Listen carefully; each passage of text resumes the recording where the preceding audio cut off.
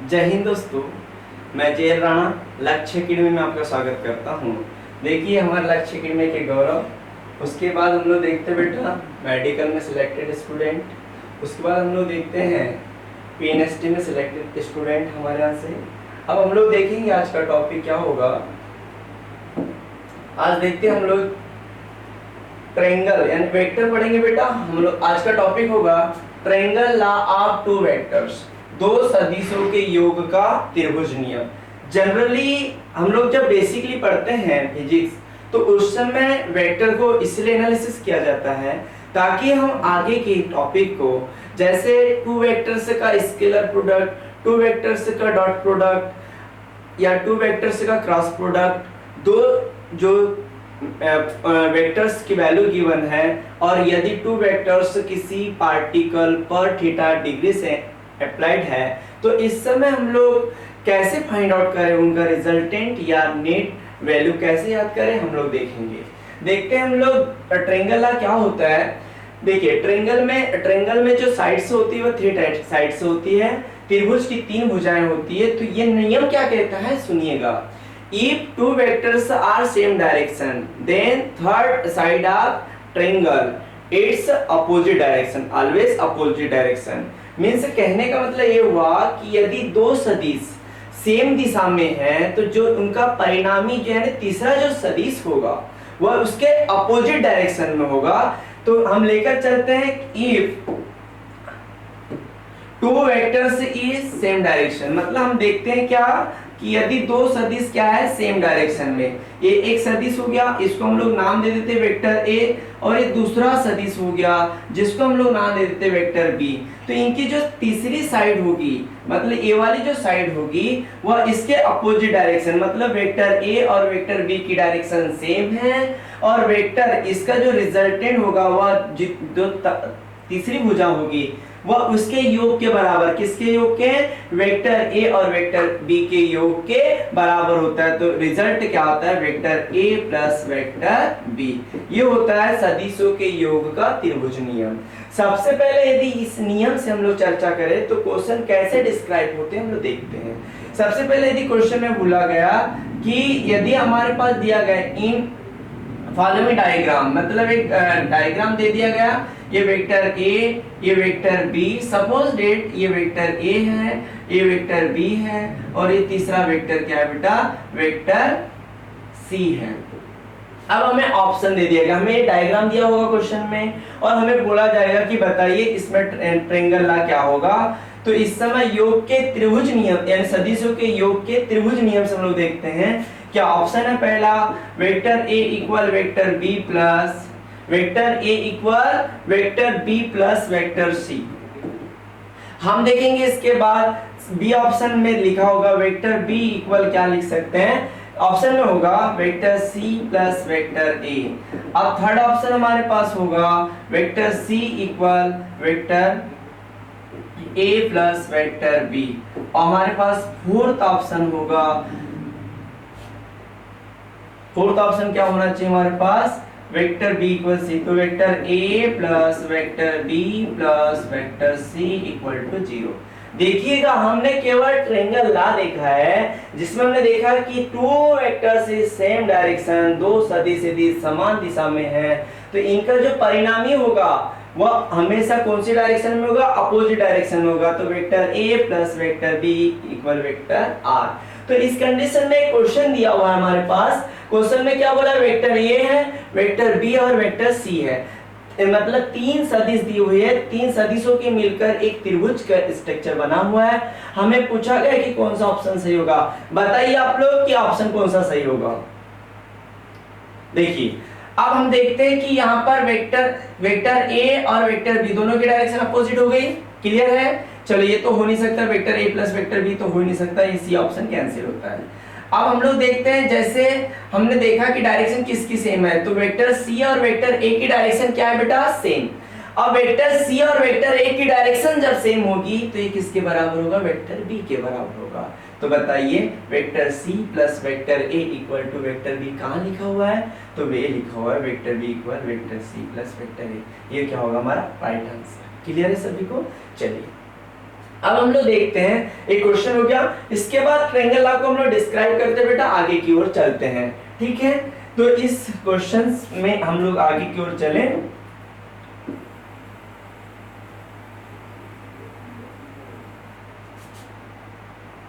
चलिए, क्या होता है कि अब ट्रायंगल है तो इसका रिजल्टेंट जो आया, रिजल्ट क्या होगा हमारे पास, vector r equal vector a plus vector b।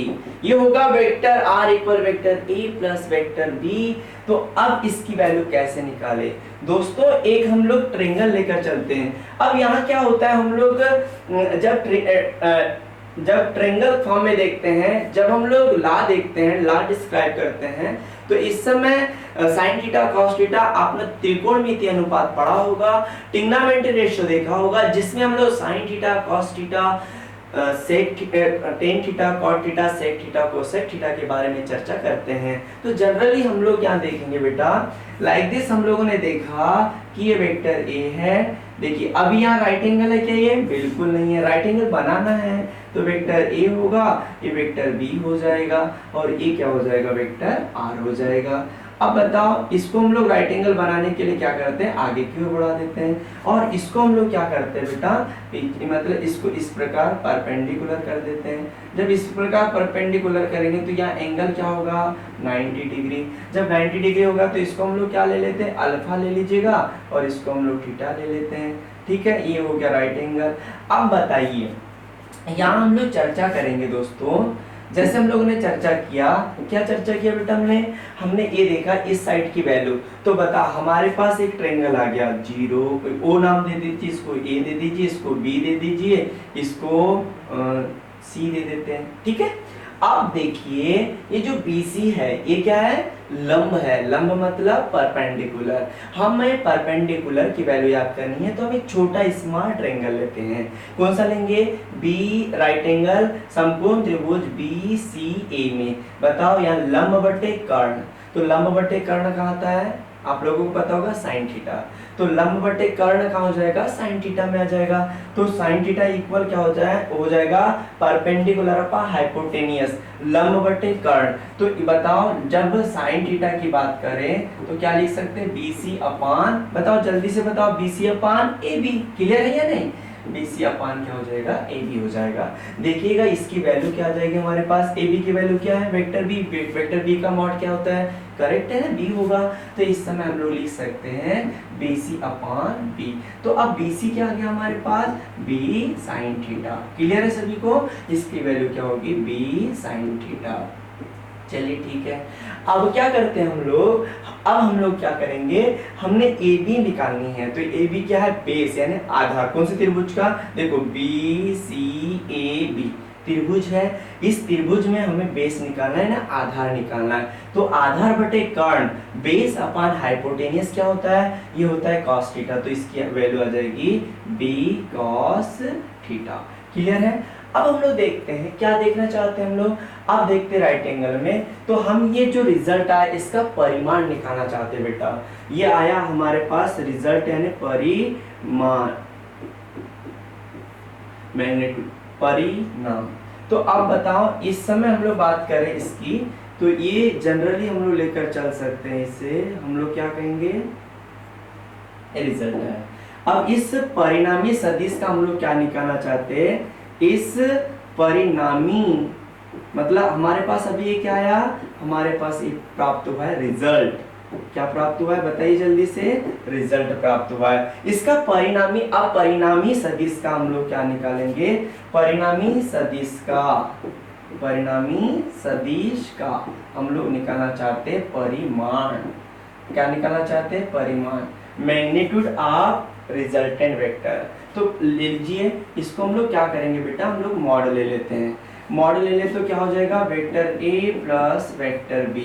अब बताओ vector R equal vector A plus mod ले लिया, तो अब ये मॉड को, ये क्या साइन होता है, मॉड का साइन होता है। तो इस समय क्या होता है, R की वैल्यू जो होती है वह क्या आएगी, A का स्क्वायर प्लस B का square plus 2AB cos theta. तो ये होगा रिजल्टेंट, आपको हमेशा याद रखना है। जब 2 साइड्स, या ट्रायंगल की बात करें इसका रिजल्ट निकालना हो, जब रिजल्ट निकालना हो तो r equal root of A square plus B square plus 2ab cos theta, इसको आपको याद रखना होगा। और कहाँ से आता है, ये मॉड से आता है, ठीक है। अब हम लोग बात करते हैं ट्रायंगल, ये होता है परिणामी सदिश का परिमाण। अब हम लोग देखना चाहते हैं परिणामी जो सदिश है, क्या परिणामी जो सदिश है, परिणामी सदिश की दिशा, किसकी दिशा, परिणामी मतलब ये जो वेक्टर r है ना, vector a plus vector b की फॉर्म में इसकी डायरेक्शन देखना चाहते हैं। तो बताओ हम लोग जब डायरेक्शन की बात करें तो इस समय फिजिक्स में जब डायरेक्शन ड्रा करते हैं तो नॉर्थ साउथ ईस्ट वेस्ट ये तो डायरेक्शन है, लेकिन जब फिजिक्स में डायरेक्शन देखा जाता है तो एंगल से लिया जाता है, और एंगल में हमेशा कौन सा फॉर्म लिया जाता है, ट्रिग्नोमेट्री रेशियो में tan थीटा। तो इस कंडीशन में हम लोग देखेंगे, यहाँ क्या देखना चाहते हैं हम लोग, हम यहाँ देखना चाहते हैं परिणामी सदिश का परिमाण। तो परिणामी सदिश का परिमाण देखना चाहते हैं, मॉड ऑफ रिजल्टेंट वेक्टर। तो इस समय इसकी वैल्यू होती है tan अल्फा। बताइएगा tan अल्फा क्या होता है, तो tan होता है बेटा ट्रिग्नोमेट्री रेशियो में लंब बटे आधार। लंब बटे आधार मतलब परपेंडिकुलर अपान बेस, क्या होता है, परपेंडिकुलर अपान बेस। इसको लिखते हैं लंब और इसको लिखते हैं हम लोग आधार। क्लियर है सभी को, लंब बटे आधार। तो देखते हैं हम लोग, चर्चा करते हैं। चर्चा किस बात की है, चर्चा इस बात की है कि यहाँ लंब क्या है। तो हम लोग लिखते हैं क्या, लंब, लंब क्या है बेटा यहाँ पर b sin थीटा। तो क्या होगा b sin theta upon a plus B, A plus B. ये क्या है, एक साइन है, ये इसको ड्रा करने वाला। इस यहाँ से देखो, यहाँ से यहाँ तक की वैल्यू वेक्टर ए, और वेक्टर ए का मॉड क्या होगा ए, और यहाँ से यहाँ तक की वैल्यू बी साइन थीटा। तो क्या लिखेंगे, सॉरी बी कॉस थीटा, तो हम लिखेंगे A plus B cos theta. Clear है। तो ये tan alpha equal B sine theta upon cos theta. मतलब डायरेक्शन भी पूछी जाती है तो डायरेक्शन भी याद रखना है, बी साइन थीटा अपान ए प्लस बी कॉस थीटा। चलिए हम बात याद रखने वाली कौन सी है, इंपॉर्टेंट बात की हम लोग चर्चा करते हैं। आइएगा, ट्रायंगल में क्या होता है बेटा, ये टू साइड्स है, टू वेक्टर सेम डायरेक्शन में है, तो जो तीसरा वेक्टर होगा, देखिए दिख रहा है वेक्टर ए और वेक्टर बी सेम डायरेक्शन में, तो वेक्टर आर क्या होगा, तो वेक्टर आर अपोजिट डायरेक्शन में होगा, यानी जो रिजल्ट होता है वो ऑलवेज अपोजिट डायरेक्शन में होता है। क्लियर है, आपको ये बात याद रखनी है। तो हमने vector R equal vector A plus vector B लिख लिया, और परिणामी सदिश का परिमाण मीन से ये आ गया। तो ये वेरी इंपॉर्टेंट है, स्टार लगा देते हैं, ठीक है, ये भी इंपॉर्टेंट है, इस पे स्टार लगा देते हैं। अब हम डायरेक्ट, हमने ये एंगल के फॉर्म में भी देख लिया, क्योंकि हो सकता है कि हम जब मतलब पूरा डिस्क्राइब करते हैं तो यहाँ राइट एंगल जरूरी होता है। क्यों, क्योंकि हमें लंब sine theta cos theta tan theta sec theta cosec theta cot theta ये निकालना होता है। तो हमेशा ये ट्रायंगल में, किसी भी ट्रायंगल में नहीं निकाला जाता, हमेशा राइट ट्रायंगल में निकाला जाता है, मतलब समकोण त्रिभुज में, इसलिए हमने समकोण त्रिभुज ड्रा किया। तो परिणामी सदिश का परिमाण जो होगा वह tan alpha equal B sine theta upon a plus B cos theta. Clear है यहाँ तक। चलिएगा हम लोग इससे रिलेटेड एक क्वेश्चन देखते हैं। क्वेश्चन में ये है बेटा, मीन्स इफ हम लोग यदि बात करें, यदि क्वेश्चन है, क्वेश्चन क्या है, यदि वेक्टर F1 मतलब दो सदिश, हम एक बार क्वेश्चन कह रहे हैं, आप सुनिएगा। यदि वेक्टर F मतलब 2 न्यूटन और 4 न्यूटन के दो बल जब किसी वस्तु पर, जब किसी ऑब्जेक्ट पर क्या कितने डिग्री से 60 डिग्री से अप्लाइड है, तो उस समय परिणामी बल क्या होगा। लाइक दिस, F1 की वैल्यू दे दिया है 2 न्यूटन एंड F2 की वैल्यू बोला है कितना न्यूटन, 4 न्यूटन। मीन्स क्वेश्चन में ये बोला कि 2 न्यूटन और 4 न्यूटन के दो बल है जो किसी वस्तु पर कितने डिग्री से अप्लाइड है, वो हम ले लेते हैं 60 डिग्री से क्या है, अप्लाइड है, अप्लाई हो रहा है, मतलब आरोपित हो रहा है। तो इस समय हम लोग देखते हैं कि F नेट क्या होगा। तो हम F नेट कैसे निकाले दोस्तों, इस चर्चा को आगे बढ़ाते हैं, इस क्वेश्चन को हल करते हैं। तो क्वेश्चन का सॉल्यूशन क्या होगा, सबसे पहले हमें पता है कि परिणामी सदिश क्या होता है। तो परिणामी सदिश मतलब रिजल्टेंट वेक्टर। तो हम यहाँ किसके फॉर्म में ले रहे हैं, अब एफ नेट के फॉर्म में ले रहे हैं तो एफ नेट क्या हो जाएगा, एफ नेट हो जाएगा बेटा F1 प्लस F2। क्लियर हो गया। अब F1 प्लस F2 हो गया तो हम इसको निकलने का तरीका क्या होगा, दोनों ओर मॉड ले लेंगे। तो हम इसका मॉड लेंगे तो क्या लिख सकते हैं भाई, F1 का स्क्वायर प्लस F2 का स्क्वायर प्लस, बोलो जल्दी से, जल्दी बोलो, वेक्टर F1 वेक्टर F2। बताओ क्या आता है, cos थीटा। कंफर्म है। तो बताओ F1 की पूरी वैल्यू पुट कर दो बेटा। F1 की वैल्यू क्या है 2 का स्क्वायर, F2 की वैल्यू क्या है 4 का स्क्वायर प्लस 2 F1 की वैल्यू बोलो जल्दी से, F1 की वैल्यू बोलो क्या होती है, जल्दी से बताओ भाई, दिया हुआ है ना, हाँ ठीक 2 न्यूटन। F2 की वैल्यू बोलिएगा 4 न्यूटन। ओके, cos 60, बताओ cos 60, जल्दी से भाई, फिजिक्स स्ट्रॉन्ग करनी हो तो मैथमेटिकल पोर्शन का कुछ पार्ट स्ट्रॉन्ग करना होगा, ठीक है। ये थीटा की वैल्यू, साइन थीटा की वैल्यू मतलब आपको पता होनी चाहिए, cos थीटा की वैल्यू पता होनी चाहिए 10। इसके अलावा नहीं भी पता होगी तो कोई प्रॉब्लम नहीं, लेकिन ये sine theta, cos theta, tan theta की वैल्यू आपको पता होनी चाहिए। तो ये क्या होगा 2 2 जा 4, ये 4 4 जा 6 मतलब 16, और क्या हो जाएगा बेटा ये 2 इंटू 4 इंटू 1 मतलब cos 60 की वैल्यू 1/2। क्लियर है। तो 2 से 2 क्या हो जाएगा कैंसिल, तो हमारे पास क्या बचा भाई, ये 4 प्लस 16 20 हुआ, और ये क्या हो जाएगा 2 4 जा 8 मतलब 2 8, तो क्या हो जाएगा हमारे पास रूट ऑफ 28। अब बताओ ये कहाँ में आ जाएगा बेटा, ये आ जाएगा न्यूटन में। तो रिजल्टेंट फोर्स से क्या है हमारे पास, रूट ऑफ 28 न्यूटन। क्लियर है यहाँ तक, चलिए ठीक। अब क्या होता है, जैसे हम लोगों ने देखा त्रिभुज से संबंधित योग नियम, मतलब दो सदिशों के योग का त्रिभुज नियम देखा। हम देखते बेटा, अब एक से अधिक साइड हो तो क्या होगा, जब एक से अधिक साइड होती है तो इस समय हम लोग क्या करते हैं ये देखते हैं। अब क्या होता है, उसी प्रकार समान यानी सदिशों के योग का समांतर चतुर्भुज नियम होता है। हम देखेंगे बेटा polygon law of vector addition, सदिशों के योग का बहुभुज नियम। दोस्तों ये इंपॉर्टेंस है, मतलब हमें सिलेबस में आप देखेंगे ना, सिलेबस में ये वेक्टर नहीं है, बशर्त देखिए जैसे हमने फोर्स का एग्जांपल लिया, मतलब जो हमने ये क्वेश्चन किया लाइक दिस से, जब क्वेश्चन किया तो ये क्वेश्चन फोर्स से है और ये क्वेश्चन वेक्टर से बना है। तो इस समय हम लोग जब बात करते हैं, ये आपको बोला जाएगा 22 डिग्री के लिए 45 के लिए निकालिए, मतलब जब इस समय निकाला जाए बोला जाए तो इस समय रिजल्टेंट वेक्टर के लिए हम लोग क्या निकाल सकते हैं। तो इस कंडीशन में हम लोग देख सकते हैं, जनरली हम लोग बात करें जब थीटा की वैल्यू क्या 60 डिग्री, तो एफ नेट की वैल्यू निकालनी होगी। अब बताओ पॉलीगॉन लॉ की बात करते हैं तो पॉलीगॉन में क्या होगा, polygon law of vector addition. तो ये सदिशों के योग का बहुभुज नियम है। अब सदिशों के योग का बहुभुज नियम कैसे निकालते हैं हम लोग, चर्चा का विषय है। देखिएगा सबसे पहले हम लोग बात करें कि यदि ये देखा जाए कि बहुभुज में कितनी साइड्स होती है, डिफरेंट, मतलब 2 से अधिक भुजाएं होगी ये। तो इस समय हम लोग बात करें, ठीक, अब देखते हैं ये एक मतलब ए है, ये वेक्टर बी है, ये वेक्टर सी है, ये वेक्टर डी है, ये वेक्टर ई है।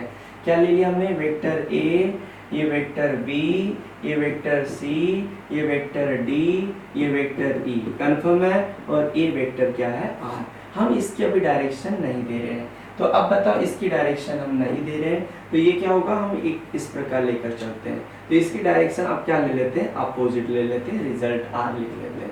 तो अब बताओ कि जब हम लोग इस ट्रायंगल की मतलब इस डायरेक्शन की बात करें तो ये ट्रायंगल हो गया ए और ये ने ए की डायरेक्शन बी की डायरेक्शन सेम है, तो इसकी डायरेक्शन अपोजिट है, इसको vector A plus vector B लिख सकते हैं बेटा, इजीली लिख सकते हैं। बताओ अब इसमें हम लोग देखेंगे तो ये साइड और ये साइड और ये साइड मिलकर क्या बन गया हमारे पास, ट्रायंगल। तो इसको क्या लिख सकते हैं, ट्रायंगल से vector A plus vector B plus vector C. Confirm. अब बताओ यहाँ पर एक ट्रायंगल साइड्स होगी तो हम लोग ये देखो ये डायरेक्शन सेम डायरेक्शन है, ये अपोजिट डायरेक्शन है या नहीं, तो हम लिख सकते हैं vector A plus vector B plus vector C plus vector D. Clear है या नहीं भाई, क्लियर है। अब बता वेक्टर आर को क्या लिखेंगे बेटा, वेक्टर आर लिख सकते हैं इन सभी का योग। तो vector A plus vector B plus vector C plus vector D plus vector E, confirm है।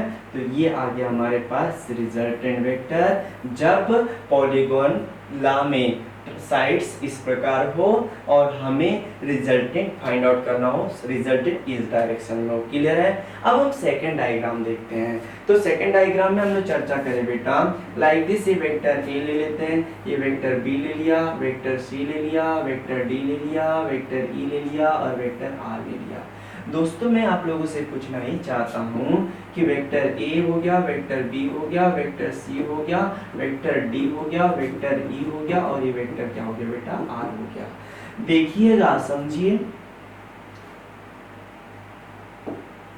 देखिएगा। अब हम लोग बात करते हैं बेटा कि इसमें डायरेक्शन, रिजल्टेंट की डायरेक्शन अपोजिट थी, लेकिन इसमें डायरेक्शन क्या है, सेम। तो यहाँ पर जो रिजल्ट आएगा vector A plus vector B plus vector C plus vector D plus vector E plus vector R equal to 0। तो अब इस समय यहाँ पर रिजल्टेंट क्या हो जाएगा, इसकी वैल्यू 0। तो याद रखिए दोस्तों, जब हमें क्वेश्चन में यदि बोला जाए लाइक दिस, हमें क्वेश्चंस चली, ये समझ में आया, बहुभुज नियम से संबंधित चर्चाएं समझ में आई या नहीं आई। एक बात देख लीजिए, ये क्या है बेटा, बहुभुज जिसमें एक से अधिक भुज, दो से अधिक भुजाएं हैं। तो ये साइड ए साइड ए साइड ए साइड सब सेम डायरेक्शन में, इनका जो एडिशन होगा ये अपोजिट डायरेक्शन के इक्वल होगा, यानी जो रिजल्टेंट हो गया इसका। अब इसमें सभी क्या है, सेम डायरेक्शन, तो इसका रिजल्टेंट क्या हो जाएगा, 0 हो जाएगा। अब हमारे पास ये क्वेश्चन से दिया हुआ है, वेक्टर से रिलेटेड एक क्वेश्चन दिया हुआ है। तो वेक्टर से रिलेटेड जब क्वेश्चन दिया है तो हम लोग क्या देखें, लाइक दिस, ये वेक्टर ए है, ये वेक्टर बी है और ये वेक्टर सी है। देखिएगा ये ट्रायंगल ला कैसे होता है, वेक्टर ए, वेक्टर बी और वेक्टर सी। ये क्वेश्चन में बोला गया है एक ट्रायंगल दिया हुआ है और हमें पूछा है कि निम्न में से कौन सा ऑप्शन सही होगा। तो बताओ दोस्तों, निम्न में से कौन सा ऑप्शन सही होगा। ऑप्शन ये है vector A equal vector B plus vector C. B option है हमारे पास vector B equal vector A plus vector C. हमारे पास सी ऑप्शन है दोस्तों vector A plus vector C. अगर हम इसको ऐसा लिख लें, हम इसको ऐसा लिख सकते हैं vector C equal vector A plus vector B, vector C equal क्या हो जाएगा, vector A plus vector B, और डी ऑप्शन हो जाएगा हमारे पास vector A plus vector B plus vector C equal to 0। तो इस समय हमारे पास बताओ यहाँ पर सभी की डायरेक्शन क्या हुई, सेम। जब सभी की डायरेक्शन सेम तो तीनों का एडिशन क्या होगा, 0। तो दोस्तों मतलब सदिशों से रिलेटेड ऐसे क्वेश्चन हो सकते हैं जिसको आपको कवर करना है। ठीक है, लगे रहिए हमारे लक्ष्य अकेडमी टीम के साथ और सिलेक्शन लीजिएगा। ठीक है, जय हिंद दोस्तों।